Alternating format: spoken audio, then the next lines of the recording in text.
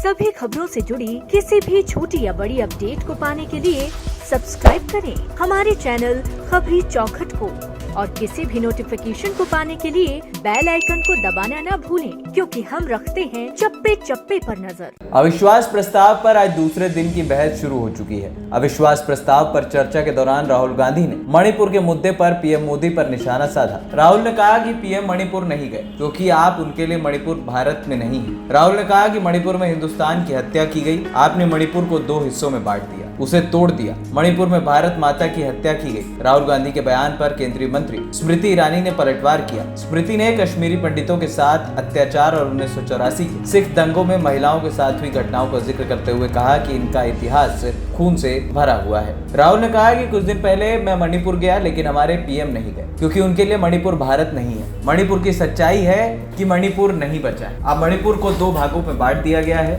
तोड़ दिया गया है। मैं राहत शिविरों में गया, मैंने वहाँ महिलाओं से बात की। एक महिला से पूछा कि क्या हुआ तुम्हारे साथ। उसने कहा कि मेरा छोटा सा बेटा, एक ही बेटा था, मेरे आंखों के सामने उसको गोली मारी गई। मैं पूरी रात उसकी लाश के साथ लेटी रही। फिर मुझे डर लगा, मैंने अपना घर छोड़ दिया। मैंने पूछा कि कुछ तो लाई हो। उसने कहा कि मेरे पास सिर्फ मेरे कपड़े हैं और एक फोटो निकालती है, कहती है यही बस मेरे पास बचा। राहुल ने कहा कि एक और उदाहरण, दूसरे कैंप में एक महिला मेरे पास आई। मैंने उससे पूछा तुम्हारे साथ क्या हुआ। जैसे ही मैंने उससे ये सवाल पूछा, वैसे ही 1 सेकंड में वो कांपने लगी। उसने अपनी दिमाग में वो दृश्य देखा और वो बेहोश हो गई। मेरे सामने बेहोश हुई। मैं ये सिर्फ 2 उदाहरण दे रहा हूँ। इन्होंने मणिपुर में हिंदुस्तान की हत्या की, इन्होंने मणिपुर में हिंदुस्तान को मारा है, हिंदुस्तान का मणिपुर में कत्ल किया है, मर्डर किया है। राहुल के इस बयान पर सत्ता पक्ष ने हंगामा किया। केंद्रीय मंत्री किरण रिजिजू ने कहा कि मणिपुर में 7 दशक में जो हुआ उसके लिए कांग्रेस जिम्मेदार है। राहुल को इसके लिए मुआफी मांगना चाहिए। राहुल गांधी ने कहा कि यात्रा के दौरान एक किसान ने रुई का बंडल दिया। उसने कहा कि मेरे पास राहुल जी यही बचा है, बाकी कुछ नहीं बचा। राहुल ने कहा कि मैंने किसान से पूछा कि उसे बीमा का पैसा मिला। उसने कहा कि नहीं, भारत के बड़े उद्योगपतियों ने उससे छीन लिया। राहुल ने कहा कि मैंने अजीब सी चीज देखी, उसके दिल में जो दर्द था वो दर्द मैंने महसूस किया,